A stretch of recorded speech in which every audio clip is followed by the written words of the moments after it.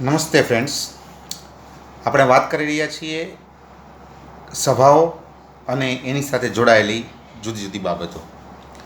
એમાં આપણે last time જે વાત કરી એ હતી સભાની નોટિસ, પછી એજન્ડા, પછી કોરમ, પછી પ્રોક્સી, પછી પ્રસ્તાવ અને ઠરાવ, મતદાનની પદ્ધતિઓ, સભા નોંધ અથવા મિનિટ્સ.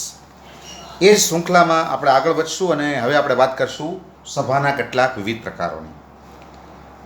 આ પ્રશ્ન પરીક્ષામાં પૂછાતો હોય છે મોટે ભાગે, એટલે ખાસ તૈયાર કરજો એઝ એ આઈએમપી ક્વેશ્ચન.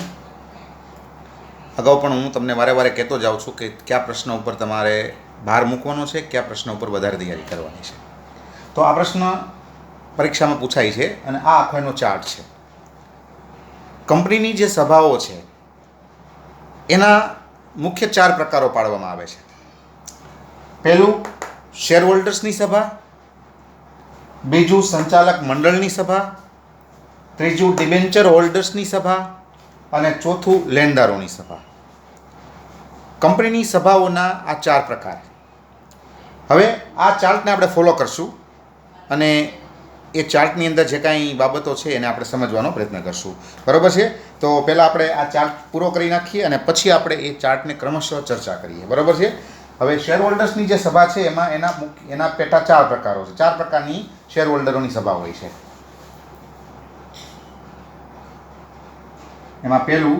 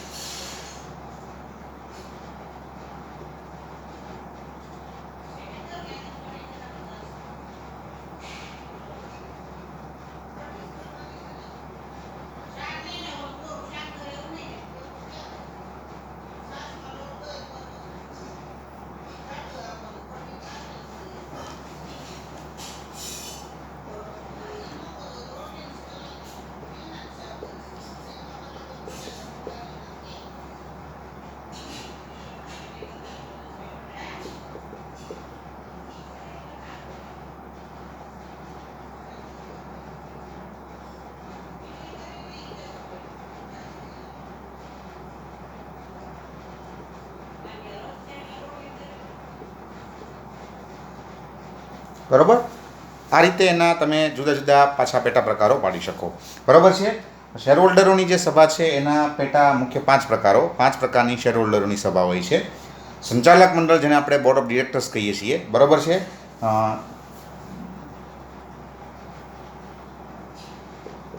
બરાબર, એની મુખ્ય 3 પ્રકારની સભા હોય છે: ડિબેન્ચર હોલ્ડર્સની સભા અને લેણદારોની સભા. હવે આ જે ચાર્ટ છે એ ચાર્ટને આપણે યાદ રાખશું અને એ ચાર્ટને આપણે ફોલો કરશું અને એમાં જે બાબતો છે એને આપણે ક્રમશઃ ચર્ચા કરશું. બરાબર છે? તો આ ચાર્ટ છે, તમે એને લખી શકો. બરાબર છે? હવે આપણે એને ક્રમશઃ જોઈએ.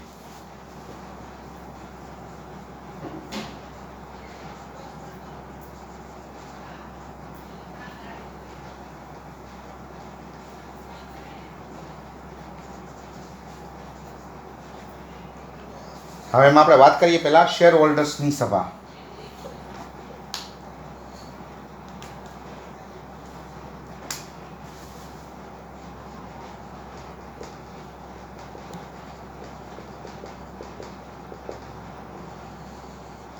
બરોબર, એમાં પહેલી છે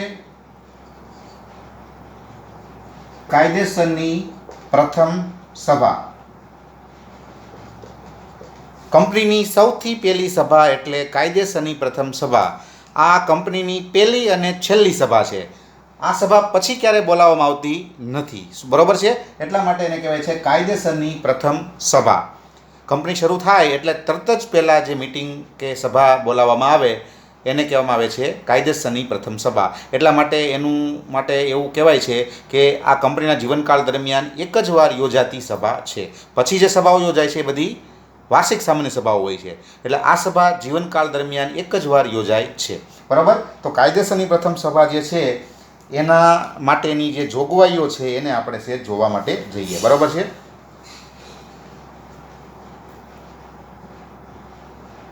એમાં પહેલું છે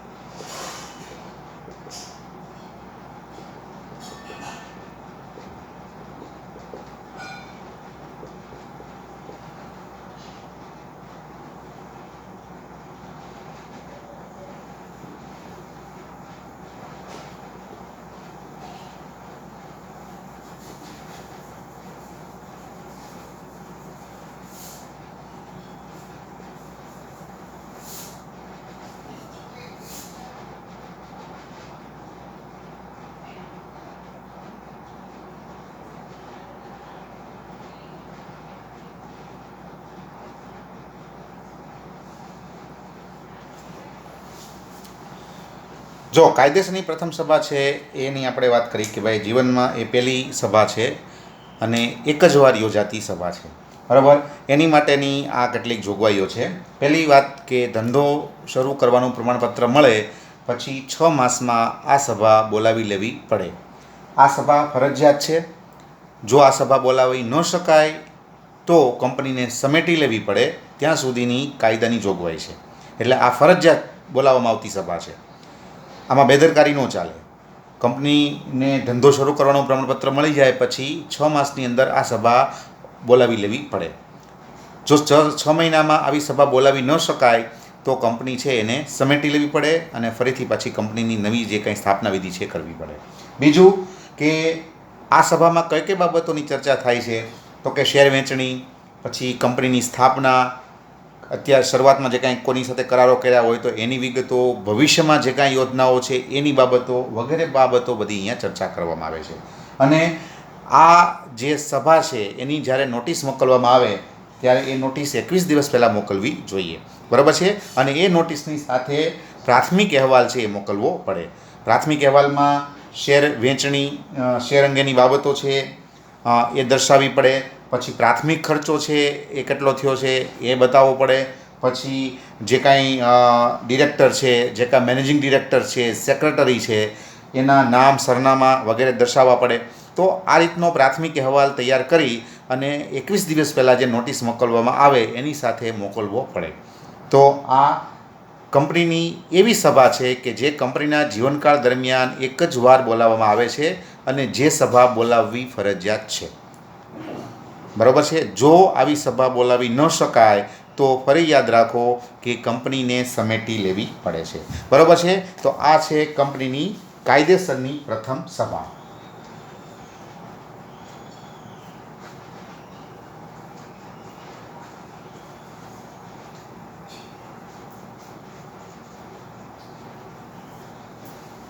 પછી છે વાર્ષિક સામાન્ય સભા.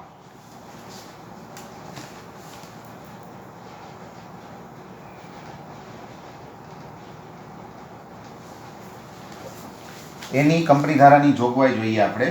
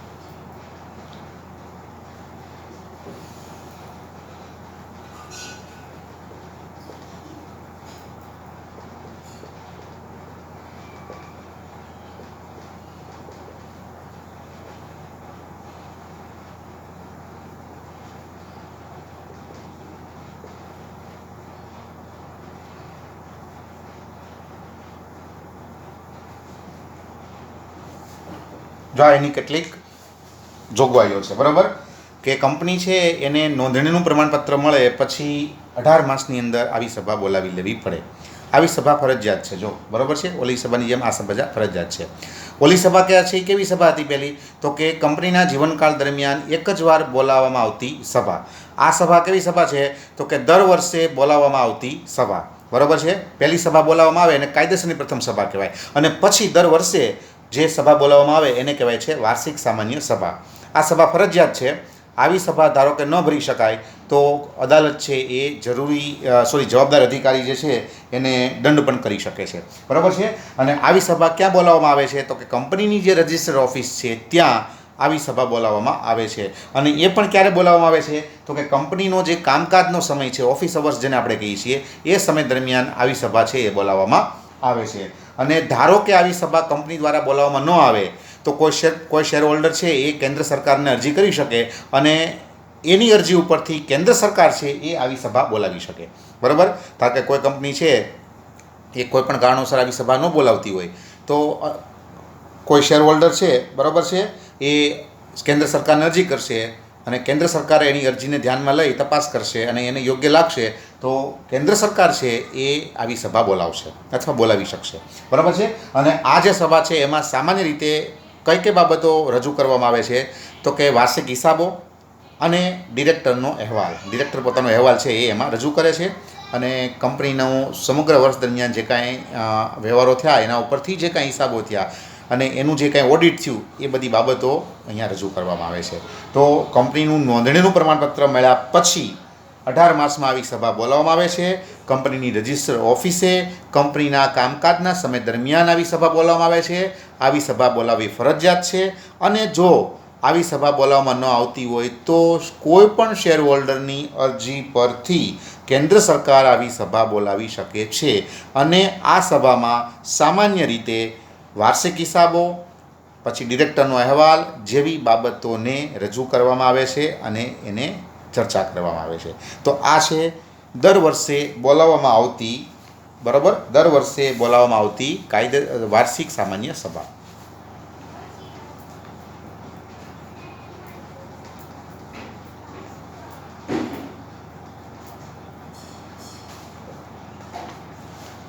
પછી આવે છે નંબર 3, અસામાન્ય સભા.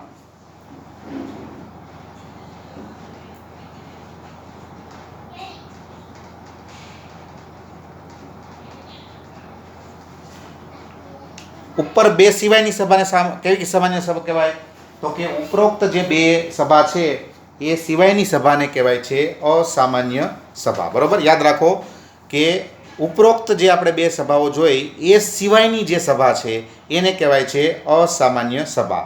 બરાબર છે. કાયદેસરની પ્રથમ સભા કંપનીના જીવનકાળ દરમિયાન એક જ વાર બોલાવવામાં આવે છે. વાર્ષિક સામાન્ય સભા વર્ષમાં એકવાર અથવા દર વર્ષે ભરવામાં આવે છે. જ્યારે અસામાન્ય સભા જ્યારે પણ જરૂર પડે ત્યારે બોલાવી શકાય છે. બરાબર, આ વસ્તુ યાદ રાખો ફરી એકવાર કે કાયદેસરની પ્રથમ સભા કંપનીના જીવનકાળ દરમિયાન એક જ વાર બોલાવવામાં આવે છે. વાર્ષિક સામાન્ય સભા વર્ષમાં એક જ વાર ભરાય છે અથવા બોલાવવામાં આવે છે. જ્યારે આ સભા જ્યારે પણ જરૂર પડે ત્યારે બોલાવી શકાય છે. બરાબર, તો એની માટેના જે કાંઈ કેટલાક સામાન્ય ઓલા છે એ આપણે અહીંયા જોઈએ. બરાબર છે. જો પહેલું એમાં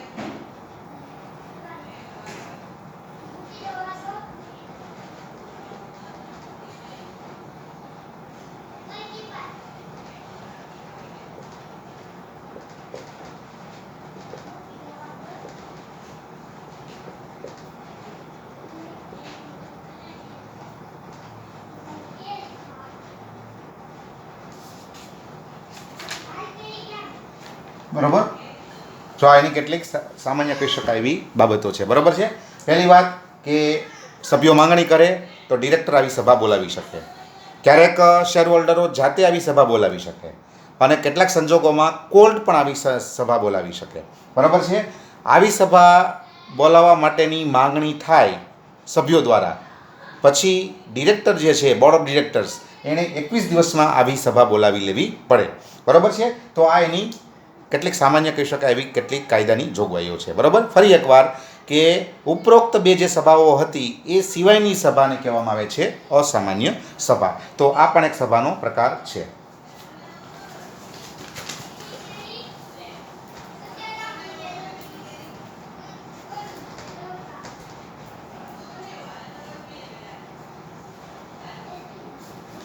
પછી આવે છે નંબર 4 વર્ગ સભા.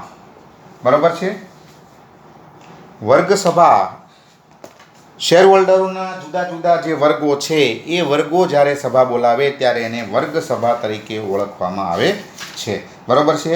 જેમ કે આપણે વાત કરીએ કે રિડીમેબલ પ્રેફરન્સ શેર હોલ્ડર છે તો એ એક શેર હોલ્ડરનો વર્ગ છે. તો એ જ્યારે એની પોતાની કોઈ બાબત ચર્ચા કરવા માટે ભેગા થાય અથવા એની કોઈ સભા બોલાવે ત્યારે એને કહેવાય છે વર્ગ સભા. બરાબર છે.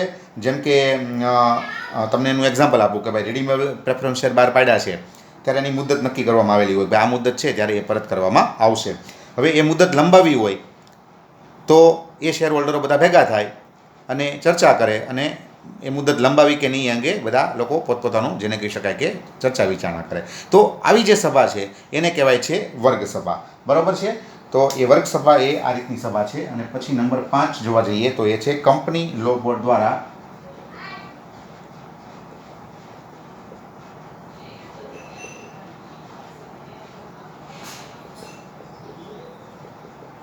બરાબર.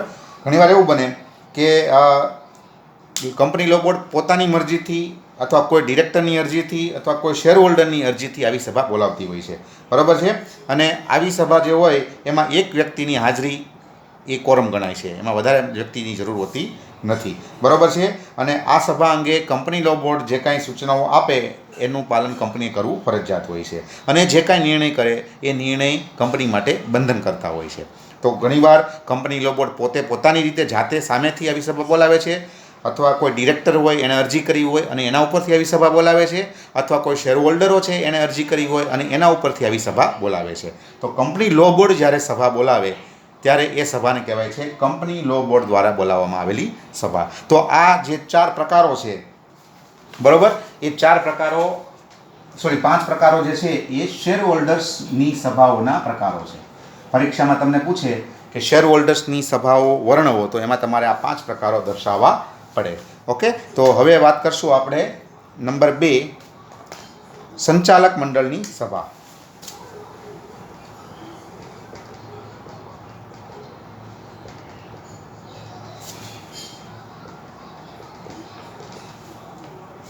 જેને કહેવાય છે BOD. બરોબર, એમાં પ્રથમ સભા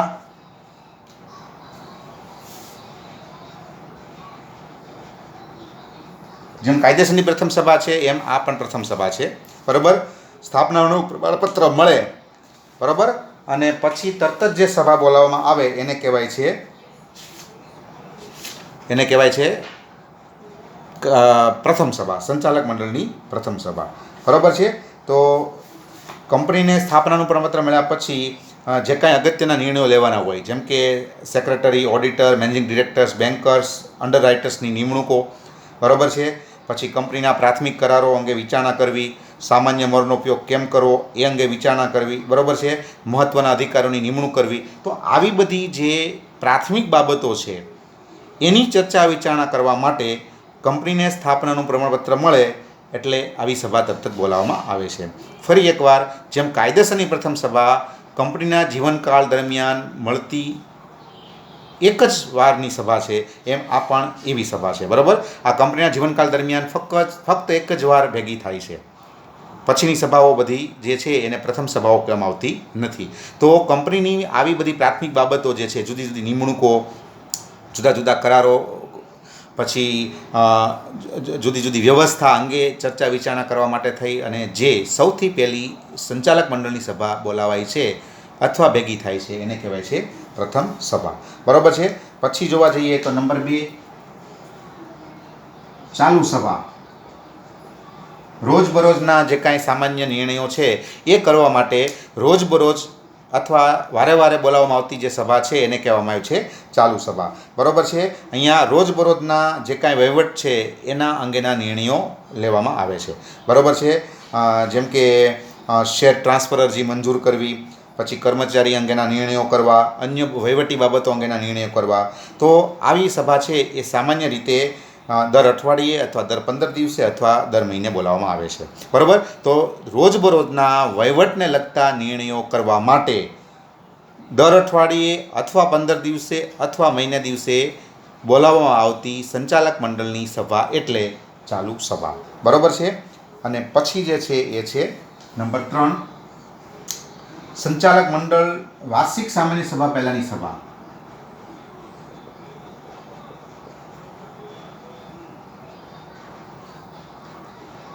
બરાબર, કંપનીની જ્યારે વાર્ષિક સામાન્ય સભા બોલાવવાની હોય ત્યારે એ પહેલાં સંચાલક મંડળની સભા પહેલાં બોલાવવામાં આવે છે. બરાબર છે. તો એ સભાને કહેવામાં આવે છે વાર્ષિક સામાન્ય સભા પહેલાંની સભા. બરાબર છે.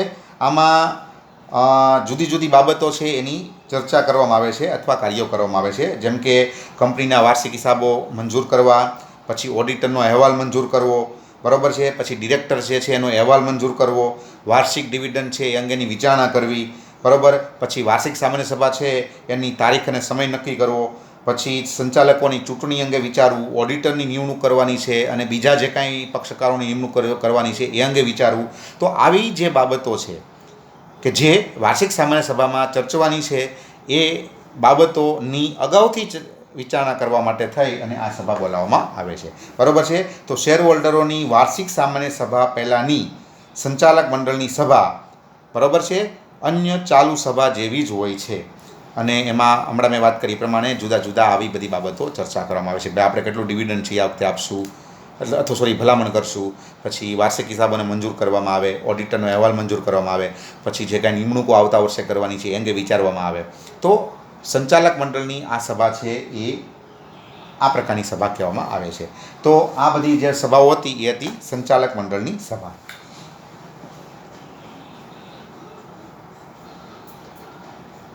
પછી આવે છે નંબર 3 ડિબેન્ચર હોલ્ડર્સની સભા.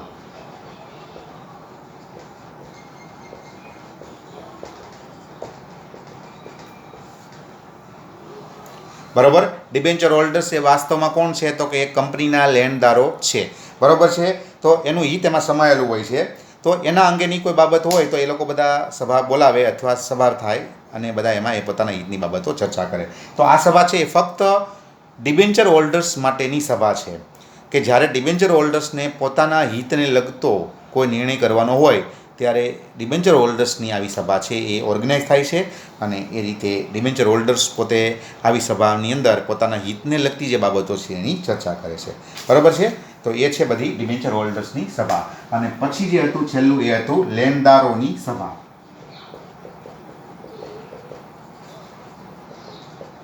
બરાબર છે. કે જે લોકો કંપનીના લેણદારો છે, ડિબેન્ચર હોલ્ડર સિવાયના લેણદારો, બરાબર છે, તો એના હિતને લગતી કોઈ બાબત હોય અને એને ચર્ચા વિચારણા કરવી હોય તો એ જે સભા ભેગી થાય એને કહેવાય છે લેણદારોની સભા. બરાબર છે. કે ધારો કે કંપનીનું વિસર્જન થતું હોય ત્યારે સ્વાભાવિક છે કે લેણદારોના હિતને સ્પર્શ થાય તો ત્યારે એ લોકો આવી સભા બોલાવે. બરાબર છે. પછી મૂડી ઘટાડાની યોજના ધારો કે લાગુ પડવા માટે જઈ રહી હોય તો સ્વાભાવિક છે કે આ લોકોના હિતને અસર કરે તો ત્યારે આવી સભા બોલાવવામાં આવે છે. તો ટૂંકમાં જ્યારે લેણદારોના હિતોને લગતી કોઈ બાબત ચર્ચવાની હોય ત્યારે જે સભા બોલાવવામાં આવે એને કહેવાય છે લેણદારોની સભા. અહીંયા ડિબેન્ચર હોલ્ડર્સ સિવાયના લેણદારોની વાત છે. બરાબર. કારણ કે ડિબેન્ચર હોલ્ડર તો છે એ તો એની સભા તો અલગ હોય છે. તો ડિબેન્ચર હોલ્ડર્સ સિવાયના જે લેણદારો છે એની આ સભા છે. બરાબર. તો આ રીતે સભાના વિવિધ પ્રકારો તમે અહીંયા દર્શાવી શકો. બરાબર છે. તો આપણે ચાર્ટ જે લીધેલો હતો એ ચાર્ટને આપણે અહીંયા આ રીતે જોવાનો પ્રયત્ન કર્યો. બરાબર છે. પરીક્ષામાં આ પ્રશ્ન સેપરેટલી પૂછાય છે, ખાસ યાદ કરજો. Thank you.